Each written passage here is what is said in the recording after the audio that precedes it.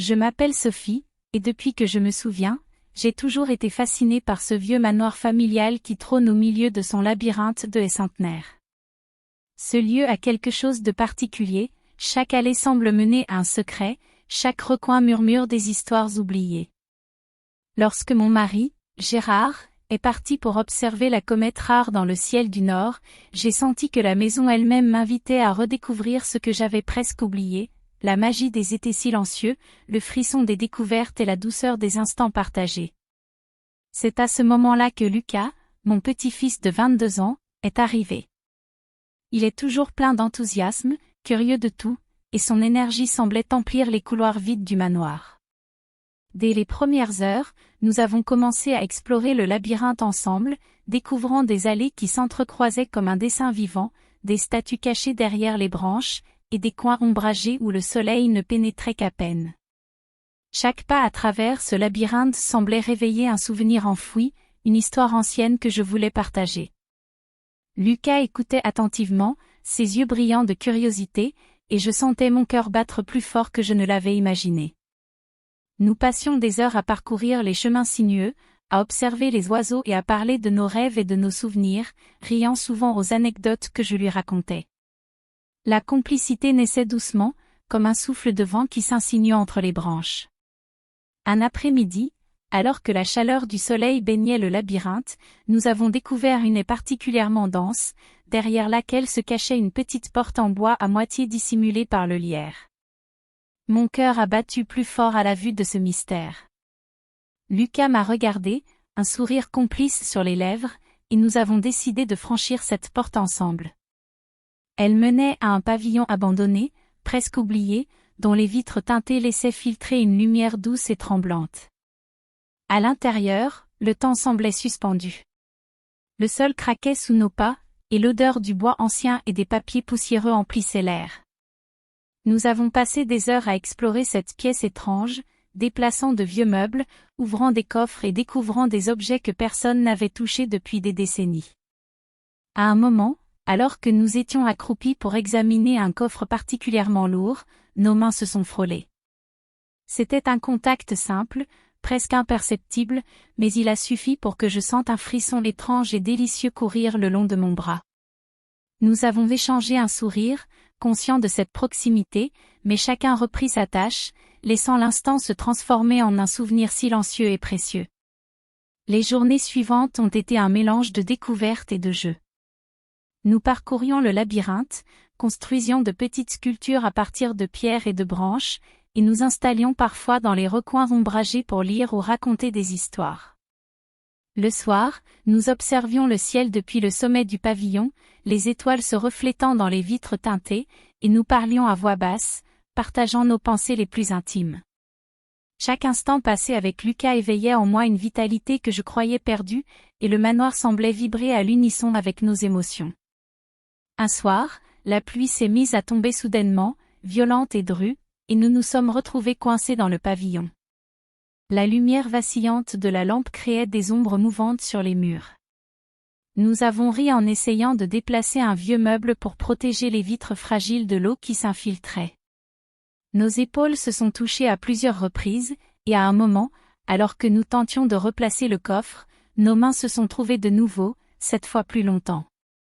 Ce contact, si bref mais intense, a créé une étincelle étrange, un mélange de chaleur et de complicité silencieuse, qui est resté gravé dans ma mémoire.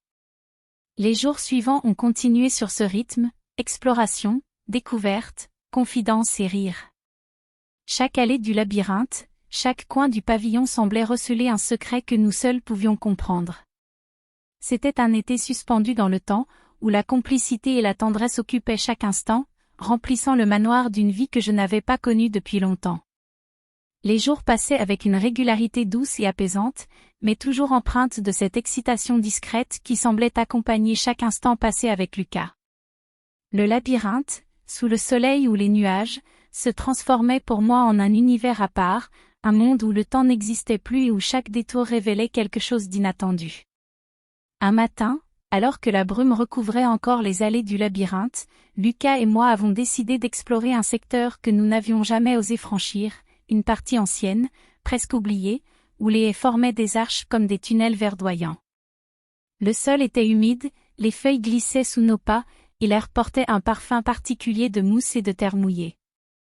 Chaque pas semblait nous rapprocher d'un secret ancien, et je sentais mon cœur battre plus vite, non seulement de l'effort physique, mais de cette sensation de découverte et d'intimité partagée.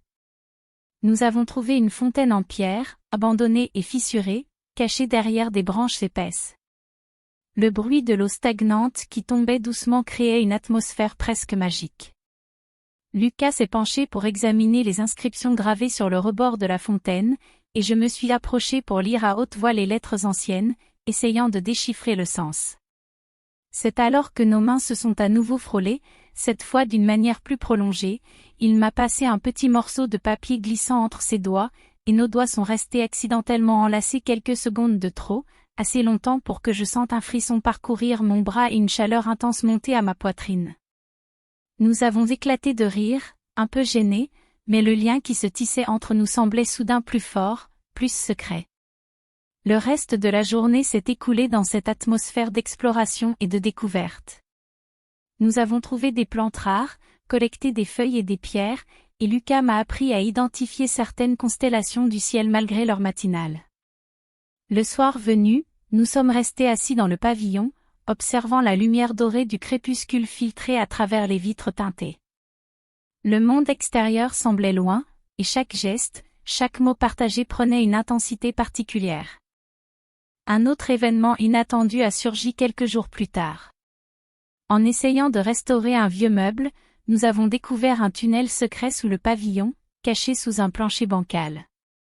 L'espace était étroit et sombre, mais en descendant prudemment, nous avons trouvé une petite salle ornée de tableaux anciens et de journaux intimes de la famille. La découverte nous a émerveillés, mais surtout, elle nous a rapprochés. Lucas devait se pencher pour m'aider à atteindre certains objets, et nos épaules et bras se touchaient constamment. À ce moment-là, je me suis rendu compte combien il était inhabituel et stimulant de partager ce secret avec lui, ce mélange d'aventure et de complicité silencieuse. La tension émotionnelle grandissait sans jamais franchir les limites. Chaque soir, après nos explorations, nous nous asseyions côte à côte dans le pavillon, parfois plongés dans la lecture des journaux anciens, parfois simplement à regarder le ciel étoilé à travers les fenêtres. L'air frais entrait par les vitres ouvertes, et je sentais que chaque souffle partagé renforçait le lien entre nous. Un soir particulièrement calme, alors que la pluie tombait doucement dehors et que le pavillon était plongé dans une semi-obscurité, nos épaules se sont frôlées plus longtemps qu'à l'accoutumée. Ce simple contact, dans ce silence presque palpable, a créé une tension douce et électrisante, un moment que je n'oublierai jamais. Nous n'avons rien dit, mais nous savions tous les deux que quelque chose d'unique venait de se produire. Pourtant, l'été n'était pas seulement fait de ces instants d'intimité. Il était aussi ponctué de mystères et de surprises. Un matin, nous avons trouvé une lettre ancienne cachée derrière une statue dans le labyrinthe. Elle révélait que le manoir avait été conçu pour que certaines générations découvrent des secrets de famille et se rapprochent dans un contexte de confiance et de complicité. Cela ajoutait une couche supplémentaire d'intrigue à notre été, chaque découverte devenait un prétexte pour explorer encore plus loin, pour se rapprocher, pour partager des instants précieux et intenses, tout en gardant une distance respectueuse. Alors que les jours défilaient, je sentais que ce lien secret, cette complicité rare et vibrante, allait marquer nos vies à jamais.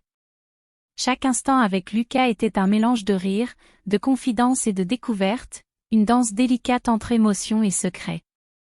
L'été avançait, et je savais que le moment de vérité approchait, celui où tout ce que nous avions partagé devrait trouver sa place, dans la mémoire ou dans le cœur, avant le retour de Gérard. Les derniers jours de l'été approchaient, et chaque matin, en parcourant le labyrinthe, je sentais l'air chargé de souvenirs, de rires et de secrets que Lucas et moi avions tissés au fil des semaines.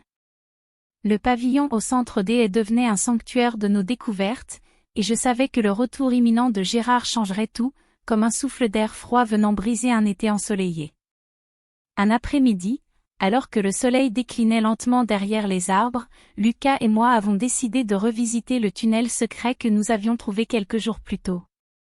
Les journaux intimes et les lettres anciennes étaient là, étalés sur le sol, et nous avons pris le temps de les relire, de chercher des indices sur nos ancêtres, sur la magie que ce lieu semblait porter depuis des générations. Chaque mot résonnait dans la petite salle, chaque histoire semblait se confondre avec notre propre été, créant un sentiment étrange de continuité et de destin. Alors que nous nous penchions pour examiner une lettre plus fragile que les autres, nos épaules se sont touchées, et un frisson s'est glissé dans mon dos. Nous avons échangé un regard silencieux, un mélange de complicité, de tendresse et de gravité. C'était un moment suspendu, un instant où tout semblait possible et rien n'était nécessairement dit. Nous savions, sans mots, que ce que nous partagions était rare, précieux et intense. Nous nous sommes redressés, le cœur encore vibrant de cette proximité, et avons continué notre exploration avec prudence, mais avec un sentiment de complicité renforcé.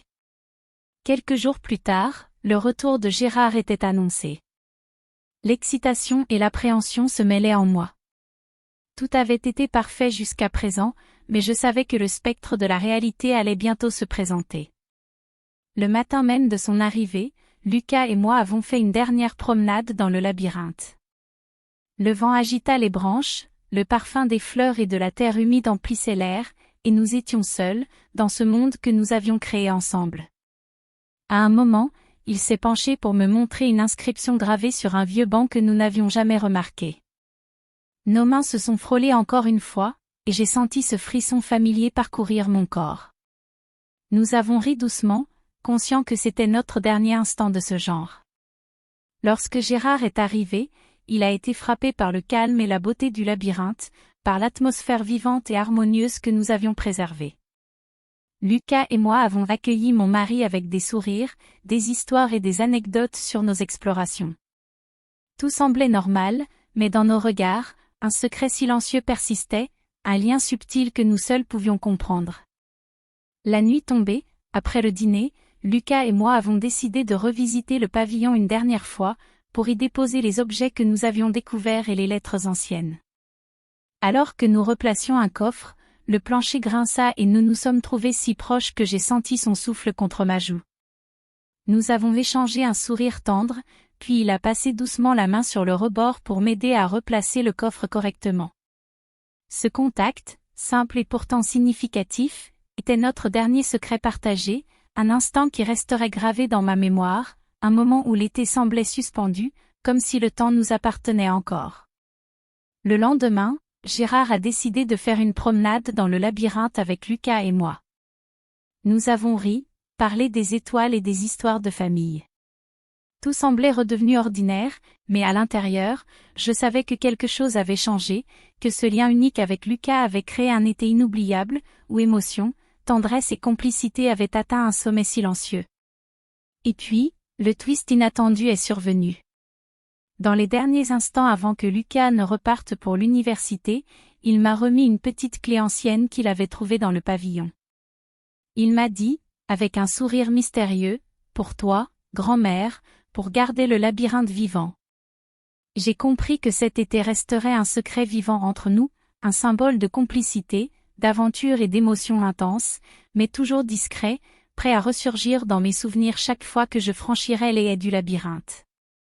Le reste de l'été s'est écoulé calmement, Gérard observant les étoiles, moi promenant dans le labyrinthe, et Lucas revenant de temps en temps pour de nouvelles explorations. Personne ne savait ce qui s'était réellement passé entre les murs du pavillon et dans les recoins secrets du labyrinthe, et c'était parfait ainsi.